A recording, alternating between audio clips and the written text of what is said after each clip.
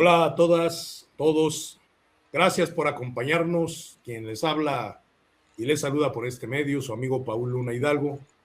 Buen día, buena tarde o buena noche, dependiendo el uso horario en el que usted nos esté haciendo el honor en mirarnos en este subpodcast, La Izquierda Debate, un espacio de la Unidad de las Izquierdas en México, que hoy llega a su emisión número 40 en su sección internacional. Es un espacio de reflexión, de crítica, de análisis y de debate. Y siempre, siempre desde una óptica de izquierda. Al mismo tiempo, es un espacio para las de voz, para todas las causas justas que lastiman la dignidad de nuestros pueblos. Hoy tenemos con nosotros a nuestro compañero y amigo Jorge Luna, desde Estados Unidos, para platicar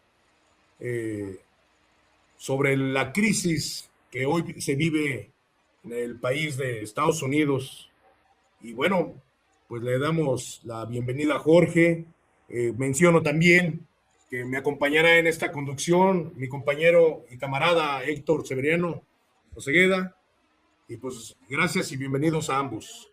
Si gustas presentarte, Jorge, por favor, danos el honor de escucharte.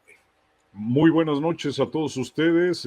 Gracias por la invitación a esta mesa de debate de la Unidad de las Izquierdas en su sección internacional.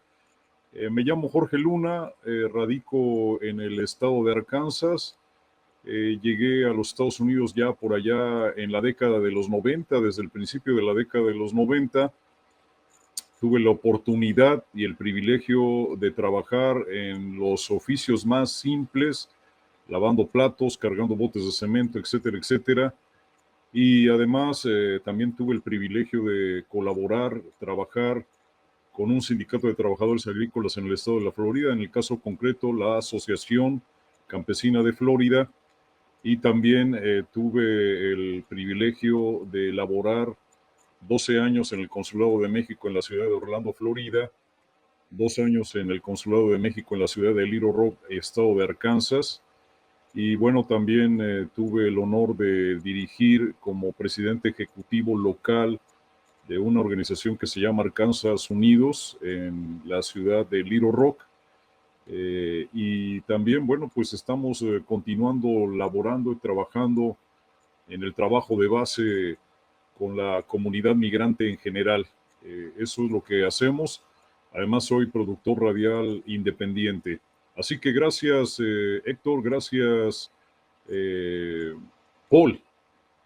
Estamos entonces aquí con Jorge, que tiene una extensa experiencia, ya lo vimos, no solamente es una experiencia administrativa, sino es una experiencia de vida que creo que lo autoriza para hacernos una radiografía o un bosquejo de la profunda crisis social por la que atraviesa Estados Unidos, un tema que nos implica directamente como pueblos, como naciones, no solamente por la extensa, vamos a decir, por la cercanía, por la vecindad, sino por todas las implicaciones de carácter social, económico e incluso político y cultural.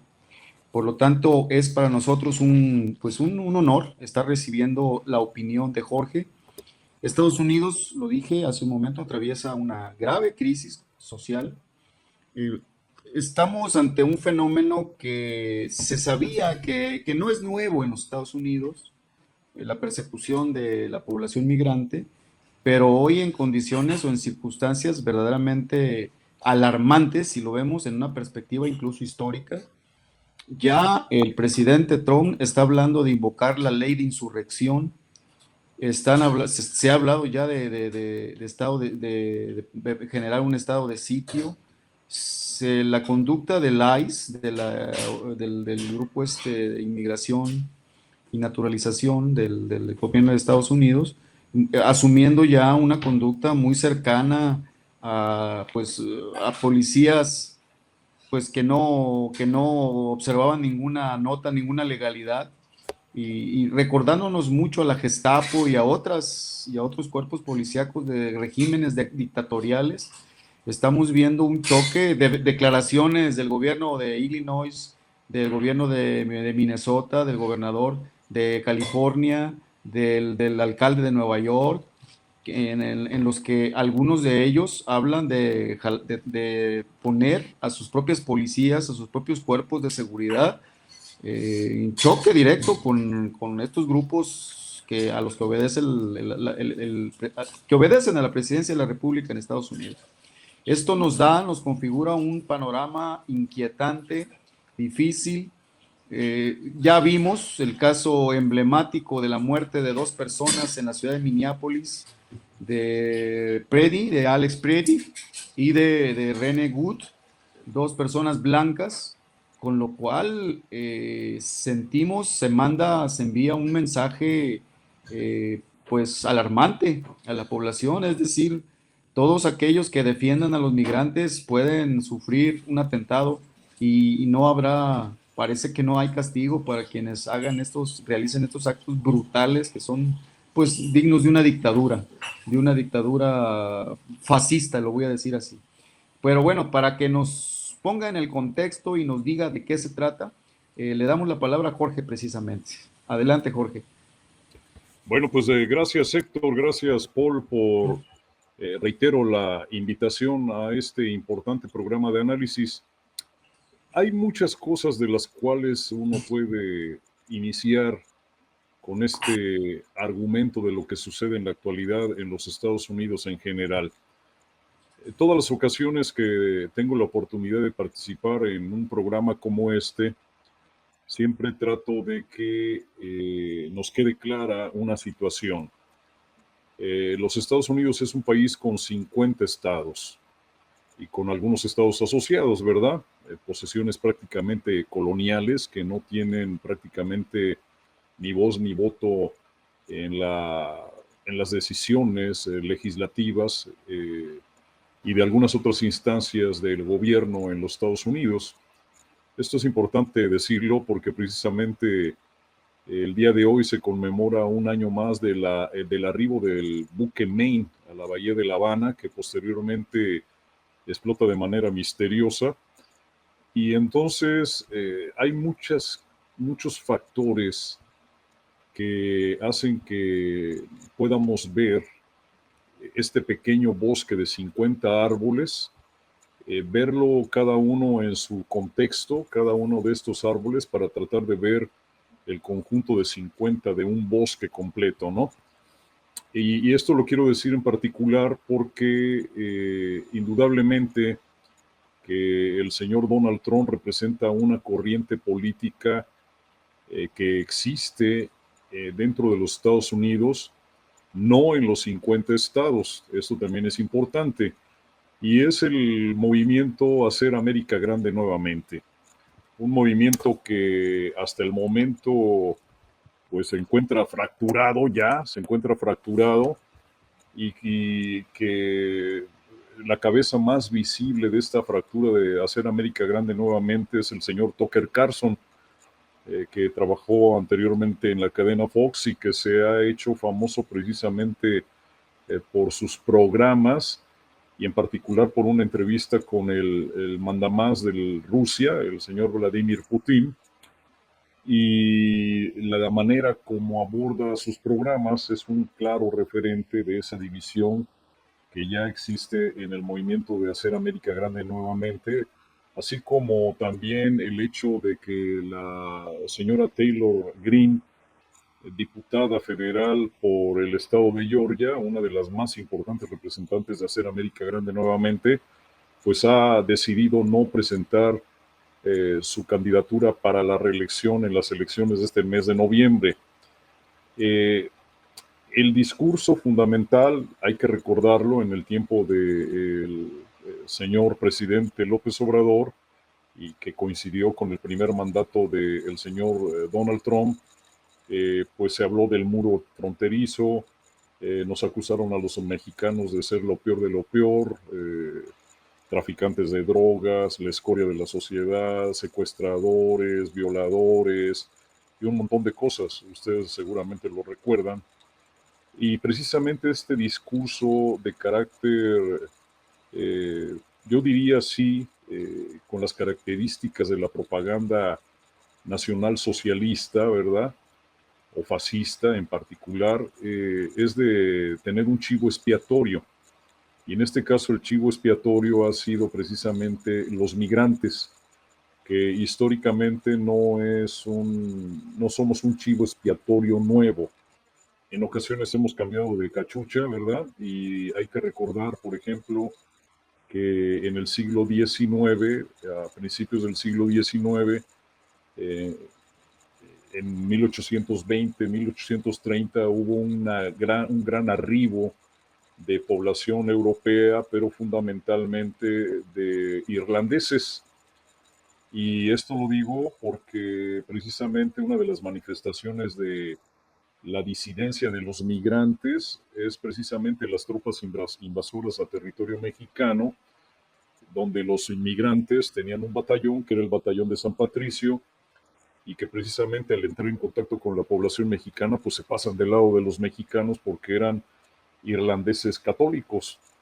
Históricamente ha habido estos procesos, inclusive el mismo hecho de que este año se tiene que discutir en la Suprema Corte de Justicia la validez de una orden ejecutiva del señor Donald Trump con respecto a la nacionalidad por nacimiento. Aquí también hay antecedentes históricos. Cuando yo quiero citar todos estos eventos en la historia norteamericana, es porque realmente, es como el caso mexicano, somos un país poderoso por la cultura milenaria que tenemos, no es por otro motivo. Bueno, pues los Estados Unidos en estos procesos de migración constante hacia esta parte del planeta, en el caso de los irlandeses, bueno, sucedió esto, en el caso del el reconocimiento de la nacionalidad por nacimiento fue precisamente un poco después de la Guerra Civil, en la década del 60, en el siglo XIX, donde un ciudadano de raza negra que era un afroamericano libre, va a las partes del sur de los Estados Unidos y lo tratan de tomar como esclavo. Entonces se inicia todo un proceso dentro de la Suprema Corte de Justicia, en las legislaturas estatales, en el sistema judicial estatal de cada uno de estos estados. En el caso particular, esto fue en Mississippi, y llega a la Corte Suprema la discusión sobre la ciudadanía por nacimiento. Después hay otro caso de un ciudadano chino que va a su tierra china, había nacido en California, y cuando regresa no lo dejan entrar y lo deportan, y nuevamente entra la controversia y llega hasta la Suprema Corte de Justicia. Y una de las cosas más, diríamos, sacadas de la distopía con lo que los Estados Unidos han manejado desde el principio es el hecho de las poblaciones nativas norteamericanas, que fueron reconocidas precisamente en su carácter de nación, pero además de ciudadanos norteamericanos hasta principios de la década del siglo XX, a principios del siglo XX. Y luego el usar archivos expiatorios, por ejemplo, no en la Primera Guerra Mundial, pero sí en la Segunda Guerra Mundial, hay que recordar que hubo grandes campos de concentración de poblaciones fundamentalmente japonesas en los Estados Unidos, de origen japonés, nacidos en Estados Unidos, que son concentrados en campos de concentración, al igual que algunos italianos y algunos alemanes nacidos dentro del territorio norteamericano. Y también no hay que olvidar la gran deportación que hubo de mexicoamericanos y mexicanos desde los territorios más poblados de la rapiña que voló sobre territorio mexicano, en el caso particular California, pero también hubo casos en el estado de Arizona, en el estado de Nuevo México, en el estado de Texas, donde fueron deportados cientos de miles de personas de origen mexicano por nacimiento, pero en su gran mayoría de ciudadanos norteamericanos nacidos en estos estados, hijos de mexicanos, los mexicoamericanos. También esta deportación que en muchas ocasiones se nos olvida. Y qué decir de la guerra de tierra arrasada que hubo en el estado de Texas, encabezadas por los Texas Rangers, para eliminar cualquier tipo de gente de color café, de color brownie, como dicen ellos, ¿verdad? De los frijoleros, de los espaldas mojadas, y por ahí hay hasta corridos importantes como el de Joaquín Cortina, donde habla precisamente de la resistencia del pueblo mexicano en los territorios ocupados, arrebatados por las fuerzas norteamericanas. Creo yo que con esta base podemos entonces ya entrar en una contextualización de lo que sucede en particular en los estados dominados por demócratas, pero también ciudades o municipios o condados, como le quieran llamar, dentro de esta geografía tan grande de los Estados Unidos de 50 estados. Esto es lo que quisiera yo decir en esta primera parte. Gracias, Jorge. Adelante, Bien Jorge. mencionas, actualmente, como dices, en Estados Unidos los migrantes pues, han sido señalados frecuentemente como chivos expiatorios. Y obviamente es un discurso meramente político, es un discurso que para desviar la atención de problemas mucho más complejos que suceden dentro del país de Estados Unidos, incluso hasta las propias crisis económicas y yo los fallos desde el gobierno, ¿no? Yo creo que uno de los grandes problemas que se han eh, viralizado en las últimas semanas, pues es temas específicos como el de Minneapolis, que ya mencionaba Héctor. Pues hay una indignación nacional, eh, un tema de deshumanización en la forma en que operan los agentes de la patrulla fronteriza. Obviamente, esto ha llevado unos elementos que han tensado este ambiente, y es que las autoridades federales han sostenido narrativas fuertes sobre los comportamientos de las víctimas, mientras que el material audiovisual, reportajes, incluso el levantamiento de los propios ciudadanos, evidencias, videos y todo eso, pues muestran grandes contradicciones, ¿no? En estas acciones muy específicas, y pues esto no son elementos que no se aclaran. Y en ese sentido, pues yo quisiera, Jorge, que nos pudieras ahondar un poco cómo se describe lo que ha sucedido recientemente en Minneapolis, pero también qué implica para un Estado democrático que exista una brecha tan grande entre la narrativa oficial y lo que la gente ve.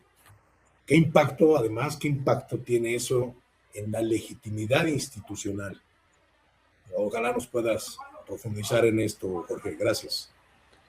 Mira, yo creo que si fuéramos fríos, ¿verdad? Que no nos aflorara el sentimiento ante acciones tan aberrantes como las que hemos visto, o de la queja de la superintendente escolar en la ciudad de Minneapolis, donde se queja en conferencia de prensa esta semana pasada de manera muy amarga la detención de 4 niños, de 4 menores. Menores los 4 que sus familias tenían un proceso de asilo a través de la aplicación que el señor expresidente Biden había iniciado y que Donald Trump pues tuvo a bien desaparecer. O sea, tú entrabas en esta aplicación y podías iniciar un proceso de asilo y posteriormente te mandaban una cita. También no hay que olvidar que México, durante el gobierno del señor López Obrador, se convirtió en lo que se dice es un tercer país seguro, que la misma ley de migración lo ve como una posibilidad. O sea, no estás en el país de que te originas, estás en un tercer país, no es los Estados Unidos, y en este caso México jugó ese papel de tercer país seguro.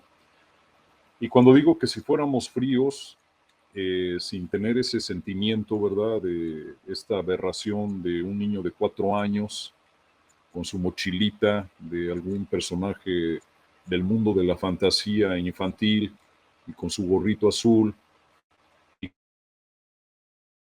cómo es interceptado por un grupo de 4 agentes federales de la migra y acompañan al niño y tocan la puerta, salen al papá detienen a toda la familia y hubo otros casos, por ejemplo, el de una muchachita de 10 años que iba en compañía de su mamá a la secundaria, ¿verdad? Porque aquí ese proceso de la primaria y la secundaria tiene otras características, no es como en México, ¿verdad? Que 6 años de primaria y luego 3 años de la secundaria.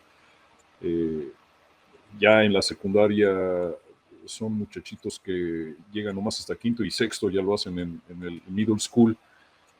Y esta muchachita de 10 años es acompañada por su madre, ambas son capturadas y después van a recoger a toda la familia. Fueron 4 familias.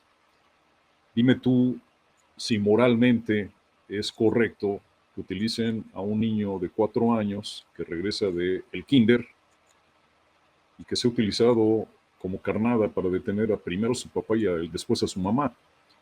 A los 2, 3 días ya estaban en un centro de detención en el estado de Texas para el proceso de deportación. Y aquí también está el problema de la primera administración del señor Donald Trump, los niños solos, que también se nos olvida. Y tal vez por falta de conocimiento no nos damos cuenta que realmente las autoridades migratorias están aplicando la ley migratoria. No están haciendo otra cosa que aplicar lo que la misma ley les ordena hacer.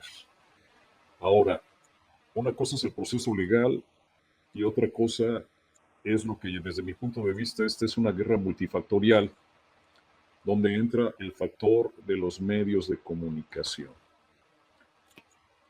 Misteriosamente, durante las guerras estas, primero la primera tormenta del desierto, cuando a Saddam Hussein se le ocurre de manera tonta invadir Kuwait, pues ahí la prensa ya no aparecía como lo reportaba la prensa en tiempos de la guerra de Vietnam. Ahí hubo un cambio profundo en el manejo temático de la guerra por medio de la prensa y la televisión y la radio también. Entonces aquí entra el factor también mediático. Hay un efecto mediático. Yo en este momento me encuentro en la ciudad de Orlando, Florida, y déjame decirte que la gente tiene miedo, de verdad, ¿eh? En las iglesias, distintas congregaciones les aconsejan a los parroquianos que de no visitar las estaciones de gasolina, que no vayan a comprar sus alimentos todos completos, que si agarran a uno, pues nomás agarren a uno, no agarren a toda la familia. Y en otros estados, como en el estado de Arkansas, a través de las iglesias, porque también hay que decirlo, en las iglesias de otras denominaciones, como en el caso concreto de la Iglesia Católica, en el estado de Arkansas, se ha comenzado a crear una infraestructura de solidaridad de carácter semiclandestino, diría yo, ¿verdad? Porque no son muy abiertos en sus acciones. Y entonces también la comunidad ha sabido responder adaptándose a las circunstancias concretas de los estados, las ciudades o las poblaciones donde viven. Entonces, creo yo que esto es importante de aclarar y además lo digo también con pleno conocimiento.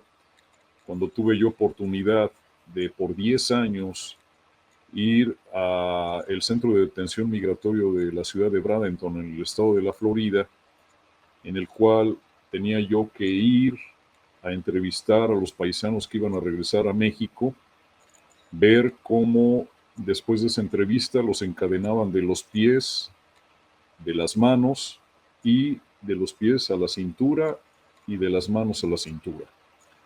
Y cuando entraban en estos aviones aparentemente privados, pues te encadenaban al piso del avión.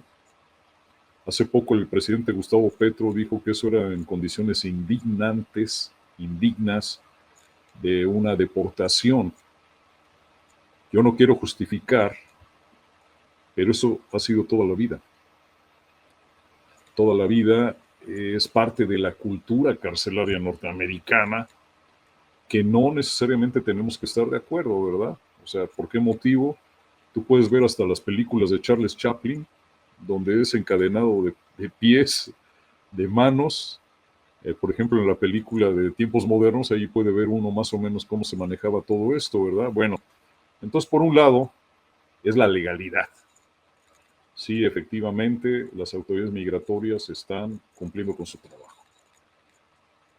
Que ahora en una justificación ilegal de ejercer la violencia, esta semana los diarios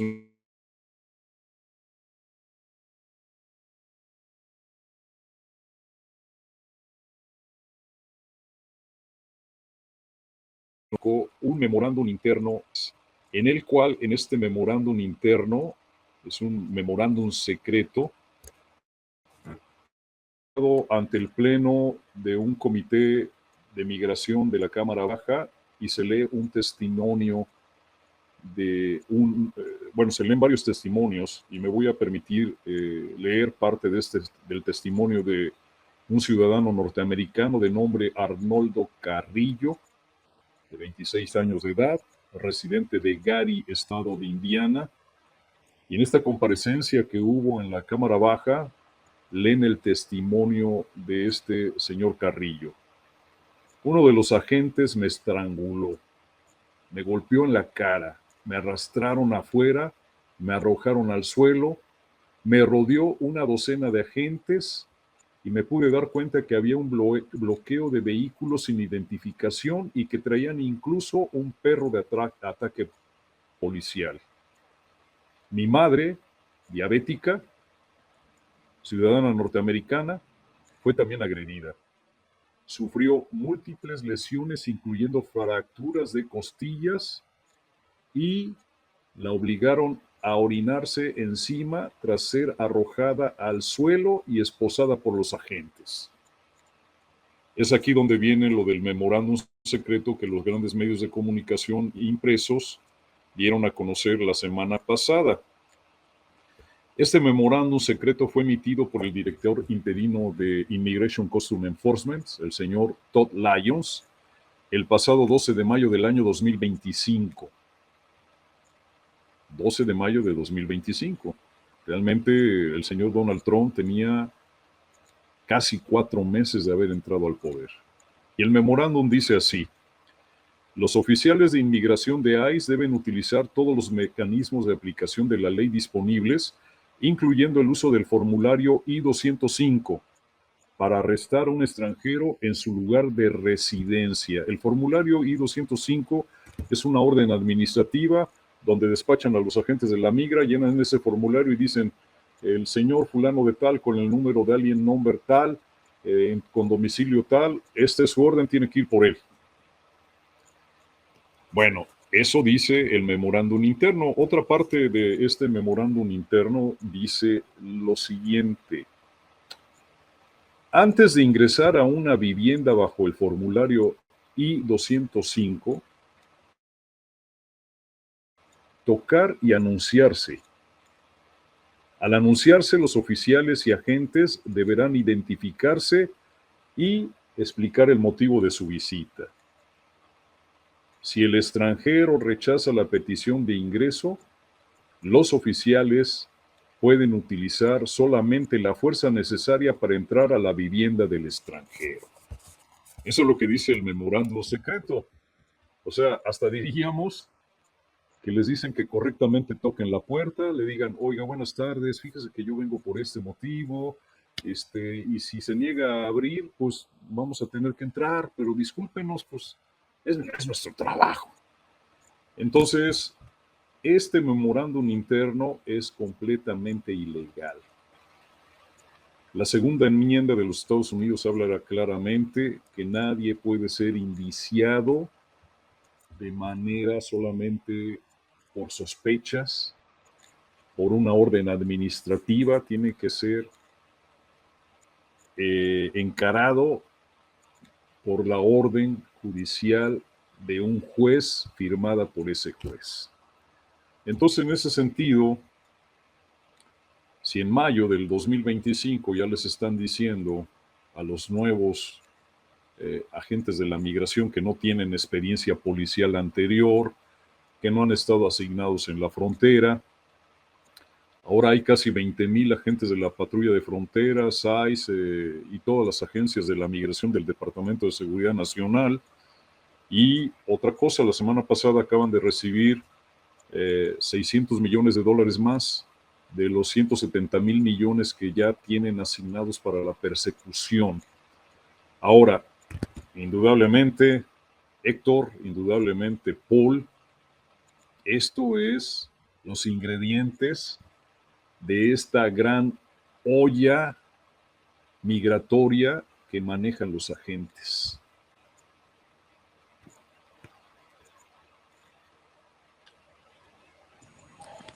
Vaya qué panorama trágico estás describiendo, Jorge. Es verdaderamente alarmante. Me recuerda ese periodo de 1933, 1938, cuando asume la dirección de Alemania el partido nazi, y entonces un fenómeno de represión con un contenido racial, bueno, en aquel momento antisemita, pero no solo antisemita, porque estaba dirigido contra todo el mundo, excepto contra la población blanca.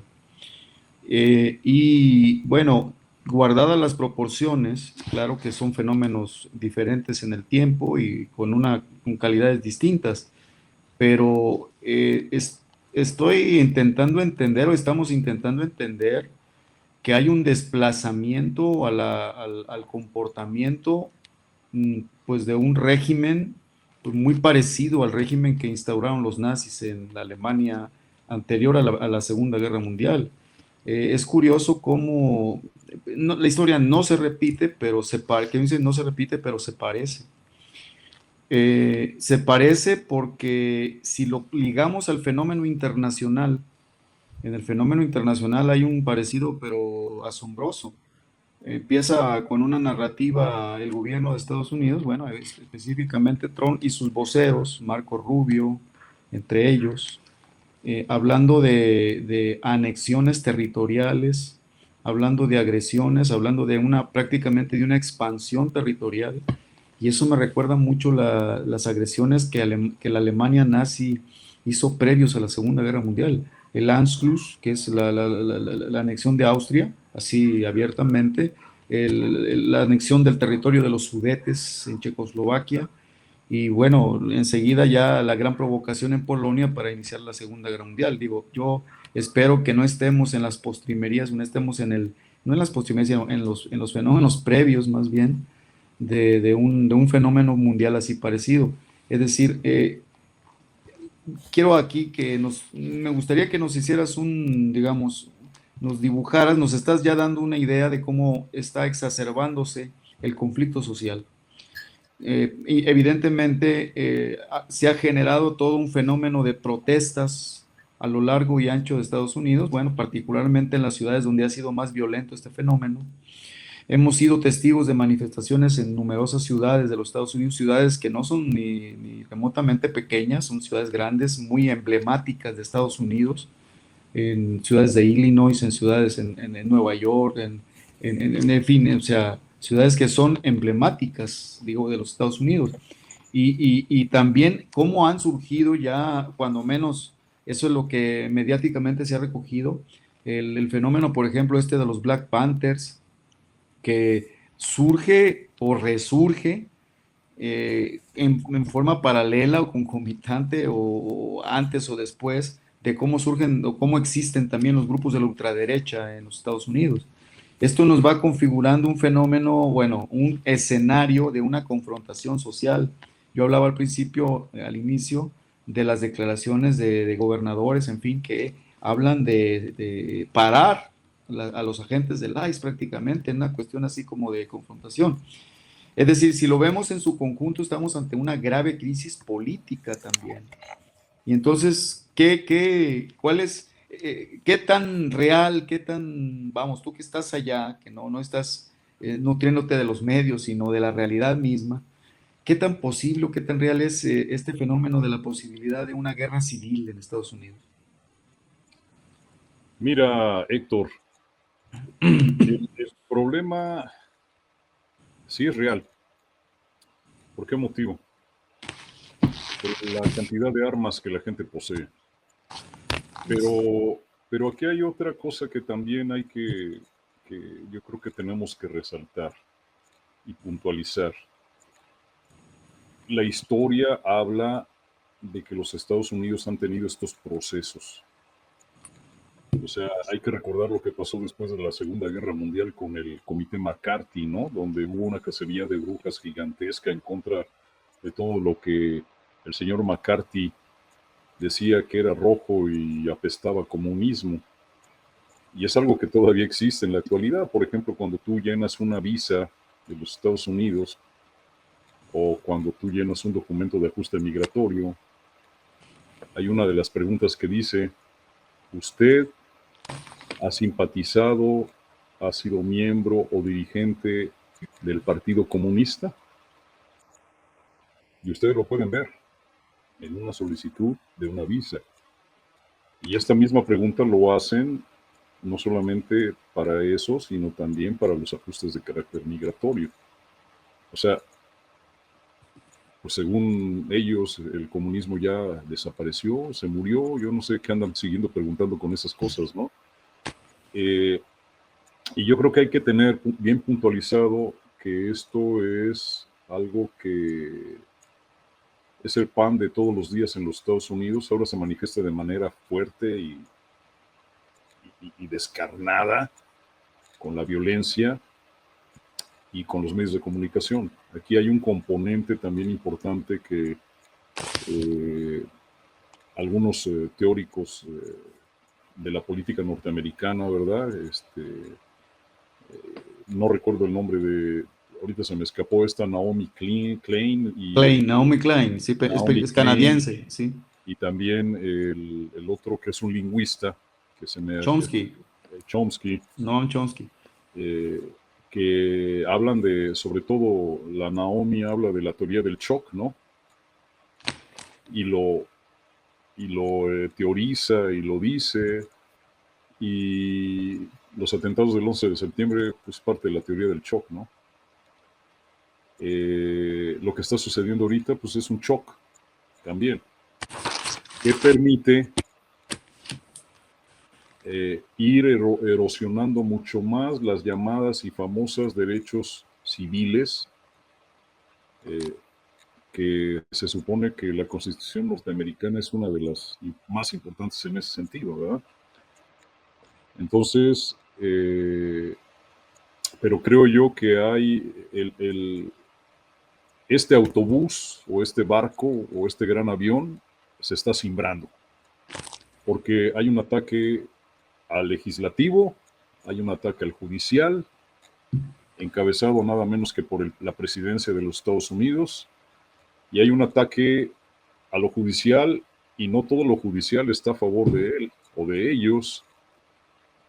Les pongo, por ejemplo, en el caso de René Good, 6 fiscales federales norteamericanos renunciaron cuando trataron de tirarles línea acerca de cómo presentar ante la corte este asunto. El de más experiencia de apellido Thompson dijo, yo no voy a dejar que me digan qué es lo que tengo que hacer. Y ayer o antier renunció otra más, ¿verdad? Para que presentar todo como que si fueran de verdad terrorismo doméstico. En la conferencia de prensa de la superintendente escolar de Minnesota, de Minneapolis en particular, hay una cosa muy interesante que dice ella y que voy a leer textualmente para que vean ustedes que no todo es de color como nos impresiona. La superintendente escolar del distrito de nombre Cinia Stingwick dijo, nuestra sensación de seguridad está sacudida y nuestros corazones están destrozados. ¿Por qué detener a un niño de 5 años?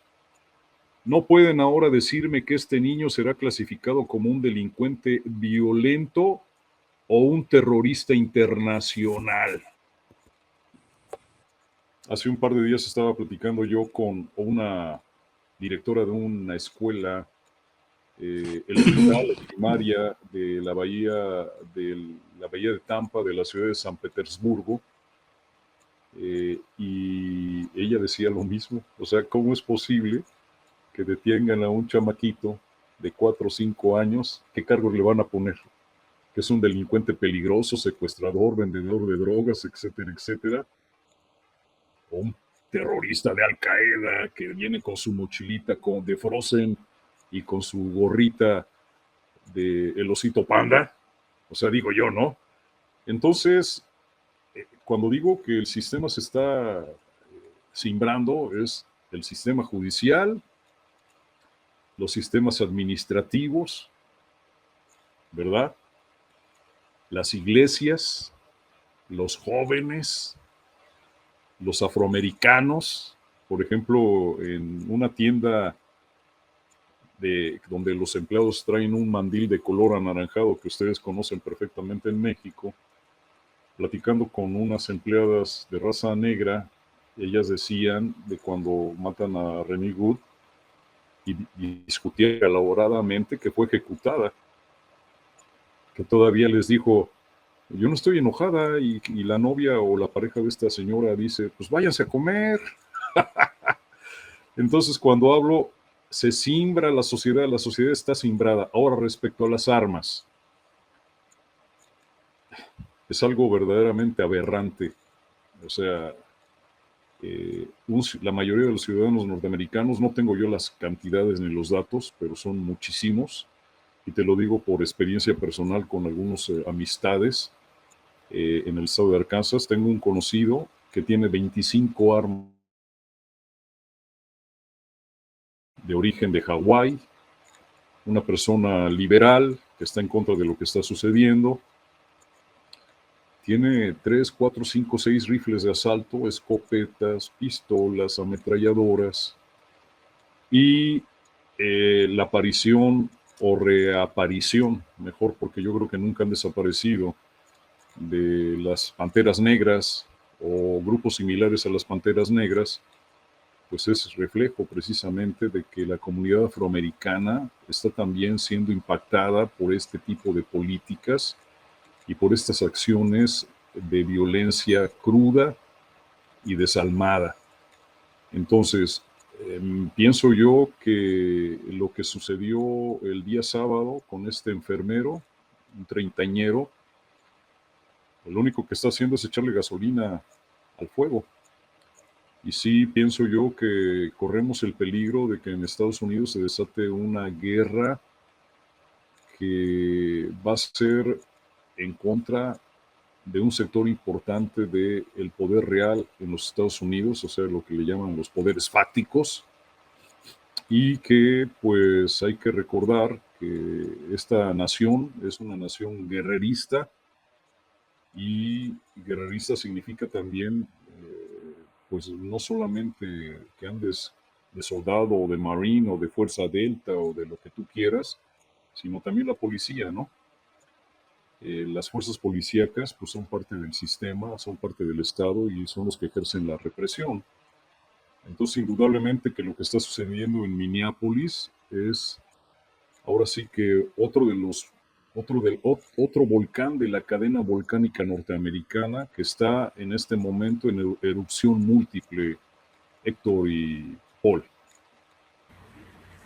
Sí, sí, Jorge, pues mira, nos has venido dándonos un panorama bastante amplio y más a ras de piso. Finalmente tu residencia ya nos permite tener, pues ahora sí que de viva voz lo que se observa, lo que se siente, pero pues también habría que entender que lo miramos desde muchos ángulos, pues es la decadencia del imperio, ¿no?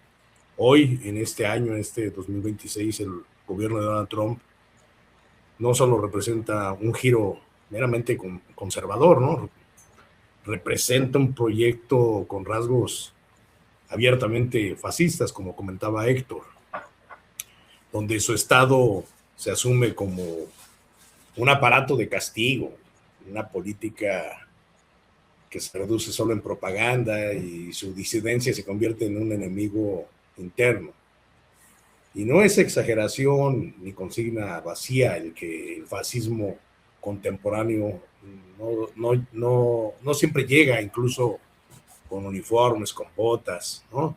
Llega con derechos, con agencias armadas, con censura encubierta, con persecución selectiva, una narrativa que divide al pueblo entre buenos y los que sobran, ¿no? Trump ha convertido en este momento su gobierno en una máquina de intimidación social, como lo estamos mirando a la distancia.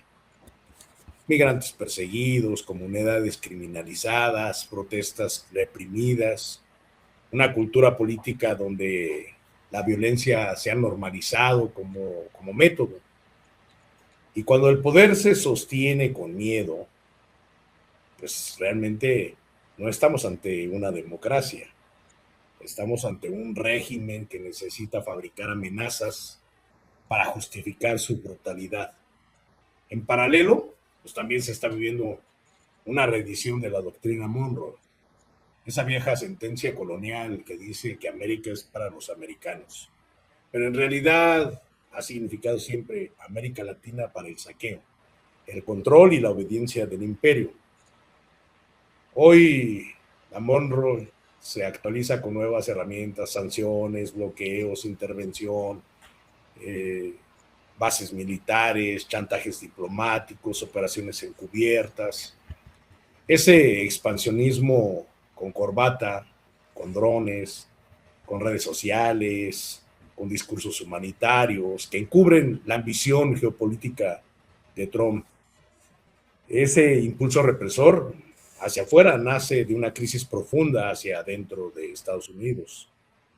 Atraviesa una fractura social del propio pueblo americano, también incluso una pobreza creciente, crisis de salud mental, violencia armada, endeudamiento, desesperanza, un país que representa como modelo, pero que se descompone por dentro, ¿no?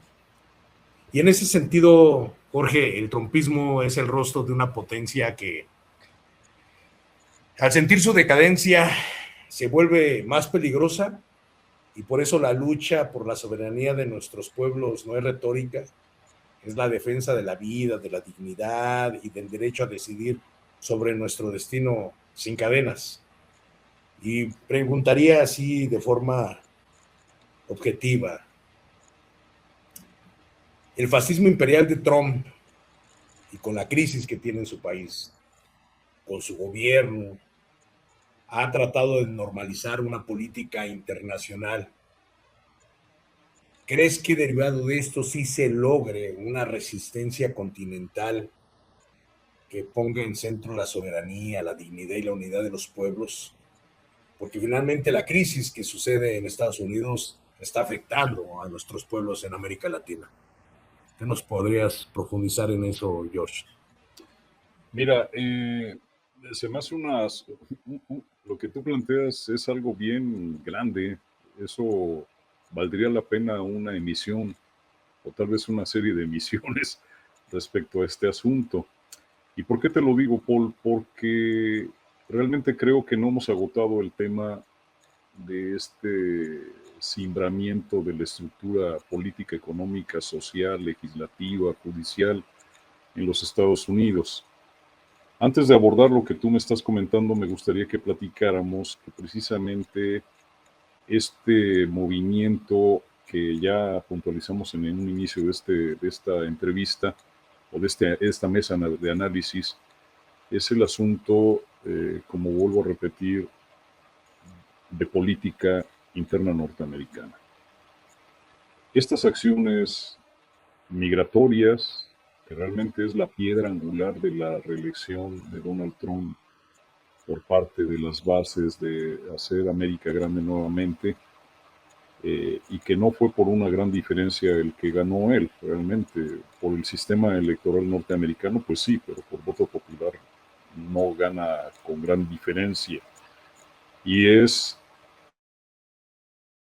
la crisis, el primer su base, la crisis en la que se encuentra ahora definida lo que es el Partido Republicano.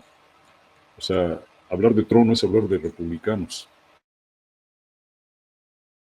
Graham, pues bueno, sí, es más papista que el Papa. Pero hay otros sectores republicanos. Y tú sabes, ustedes saben cómo es la política. El asunto de los expedientes Epstein, todo esto a mí me huele que es una buena manera de distraer a la opinión pública. El asunto de los expedientes Epstein, ¿por qué motivo? Porque Donald Trump y sus camaradas están en 1/3 de la popularidad. 2/3 de la población norteamericana lo rechaza ahora. Y hay elecciones en noviembre, la primera semana de noviembre. Son elecciones para renovar 435 curules o diputaciones. Hay que recordar que en Estados Unidos se renueva la Cámara Baja completa cada 2 años. Y además, 1/3 de la de senadores. Son 100 senadores, 2 por estado, no importa el tamaño o la cantidad poblacional o la importancia económica. Son 100 senadores, 1/3 se renueva cada 2 años, 435 curules. Acá no hay plurinominales y achichincles y un montón de cosas. Bueno, sí los hay los achichincles, pero son de otro tipo, ¿verdad? Entonces son 435 diputados, 33 senadores, y aquí hay otro garbanzo de libra.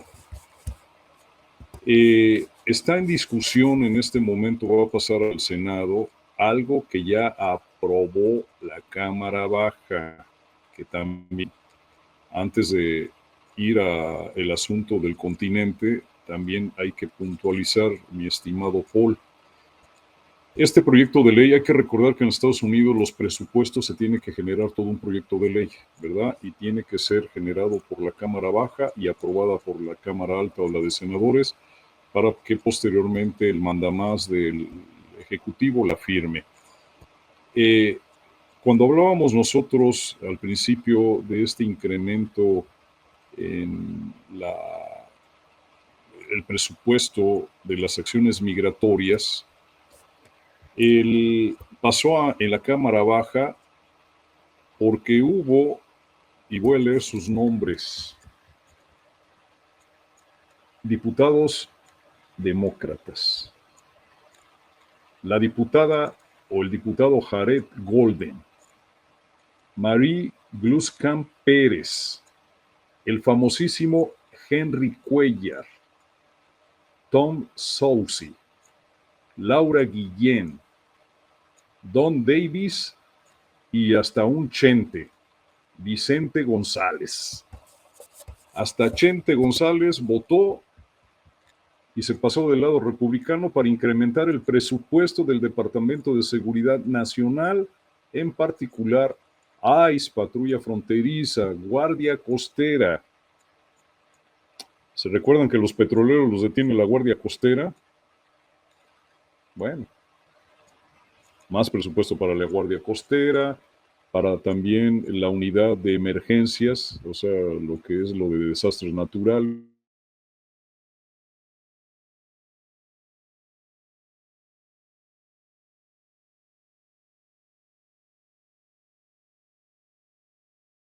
De origen latino, más. Pues indudablemente que tampoco podemos dejar este juego electoral para noviembre, que yo ya desde ahorita me uno a los que ya lo han dicho, va a perder el Partido Republicano encabezado de manera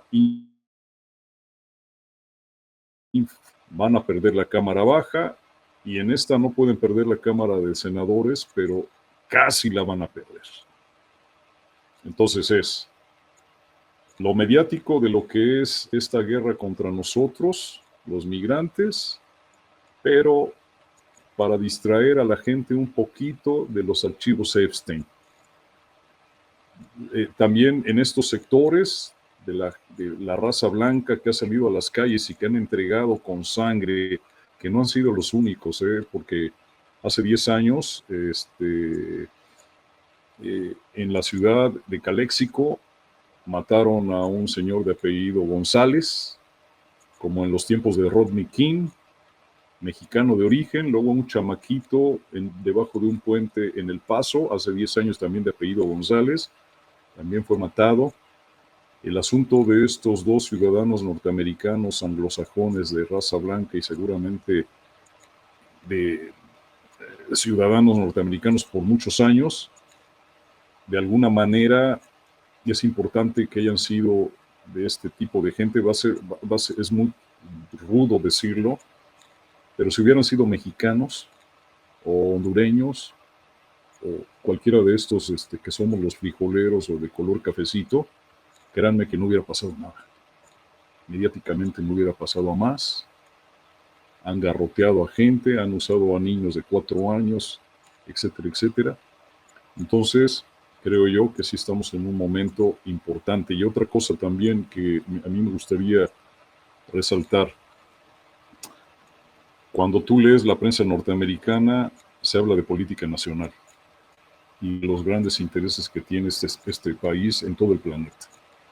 Realmente el asunto latinoamericano no aparece en los medios de comunicación.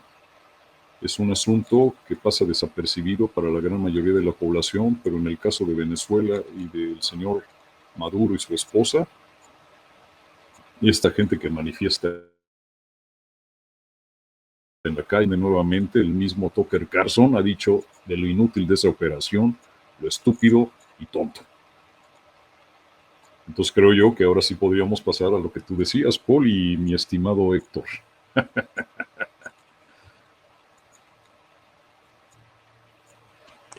Pues yo creo que ya tenemos aquí el tiempo encima, tenemos ya casi más de una hora charlando.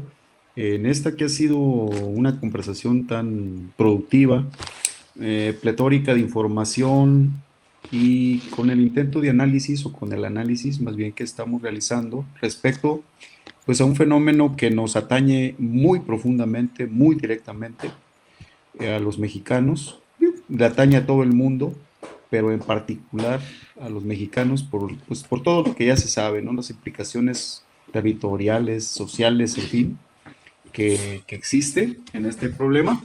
Y entonces, evidentemente yo comparto contigo, Jorge, no sé, Paul, tú cómo lo veas, pero pues sí vale la pena que intentemos otro programa en el que continuemos haciendo, profundizando en un tema que vale la pena, que requiere, que demanda, porque necesitamos analizar más a fondo y entregar más información.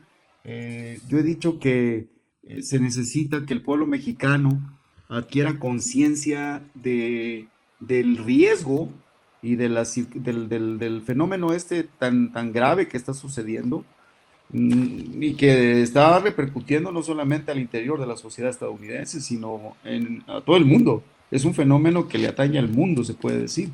Entonces, vale la pena que intentemos o que vayamos a programas posteriores a que puntualicemos muchos asuntos, muchos temas que quedan todavía por ahí, como se dice, en el tintero, que no están todavía tocados, pero que por necesidad se deben tocar para entregar una visión completa, ¿no? Holística, una visión integral de este fenómeno tan importante de la vida contemporánea. Yo creo que sí, nos quedamos aquí, acordamos hacer pues hacemos el compromiso de continuar con esta charla, con este interesante diálogo, aunque diálogo es de dos, pues aquí no sé si se puede decir un triálogo, una charla que tuvimos aquí y que sin duda alguna contribuye a generar esa conciencia que se necesita, que requiere, que demanda este momento histórico. Pues de mi parte es todo. No sé, Paul, si tú quieras decir algunas palabras, Jorge, ya para despedir este programa que ya se nos fue el tiempo y que demanda más programas. Adelante. Jorge, pues yo creo que sí, ya tenemos el tiempo encima, como dice Héctor. Es un mensaje final, Jorge, pues de 2 minutos para que acabemos rápido y dar yo mi mensaje final. Adelante, Jorge. Sí, solamente puntualizar lo que hemos tratado en esta emisión de este programa La Izquierda a Debate. que sería precisamente que los invito a que vean a los Estados Unidos en lo que es su complejidad. 50 estados, 50 países, 50 maneras de vivir. Créanme que sí es así. No se puede decir que el norte es igual que el sur, o que el este que el oeste, o que el centro arriba y el centro abajo. Es una cosa muy variada, es una sociedad muy abigarrada. También creo que hay que puntualizar que este asunto del asunto migratorio como se está manejando en la actualidad, pues es parte de la política de reelección del señor Donald Trump, de lo que era el movimiento Hacer América Grande nuevamente. También hay que ver el asunto de los archivos Epstein, ¿verdad? Que también MAGA está luchando para que los presenten como es el asunto. Y también que veamos que el sistema norteamericano se está simbrando en el legislativo, en el judicial y también en el presidencial, porque hay muchas cosas que para este año entran a discusión en la Suprema Corte de Justicia. Sabemos que es una corte completamente conservadora. Y para la otra parte, creo yo que es muy importante también que tengamos esta posibilidad de ver históricamente lo que está sucediendo en el continente americano, en lo que ellos llaman el hemisferio occidental, porque hay que remontarse al siglo XIX, a la guerra hispanoamericana, a la Primera Guerra Mundial, a la Segunda Guerra Mundial, a lo que fue la Guerra Fría, ¿verdad? ¿Por qué motivo? Que nos podremos comprender que el proyecto norteamericano no es de un sexenio por muchos años que duren los sexenios con el mismo gobierno. Es la continuidad de un proyecto de nación desde el siglo XIX, donde ya empieza a caminar con sus propios pies. Es un proyecto de nación que continúa, el pueblo elegido de Dios, y que por lo tanto son los campeones de todo lo que se dice, no vamos a repetirlo. Así que los invitamos en una próxima emisión de este programa porque va a estar requete bueno. Así es, Jorge, así es. Pues gracias. Hoy queda claro que la crisis de Estados Unidos no es solo política social, moral y estructural. Estamos viendo a una potencia que presume democracia, pero convive con desigualdad brutal, violencia cotidiana, fractura racial, persecuciones contra migrantes y gran polarización que alimenta el miedo. Lo preocupante no es únicamente lo que ocurre dentro de sus fronteras, sino lo que esa crisis provoca fuera de ella. Más intervencionismos, chantajes, agresiones contra pueblos y todos los temas que has mencionado, estimado Jorge. Pues yo creo que, por último, agradecer a todos los quienes nos acompañaron en esta emisión, La Izquierda Debate, número 40. Gracias por acompañarnos en este análisis, esta plática, esta charla. Te agradecemos de corazón, Jorge, que haya estado aquí con nosotros. Y a ustedes, quienes nos escuchan, pues pedirles que nos regalen un like, que compartan este contenido y que sigan el programa La Izquierda Debate. Y nos vemos la próxima. Hasta la victoria siempre, compañeros y camaradas. Nos vemos.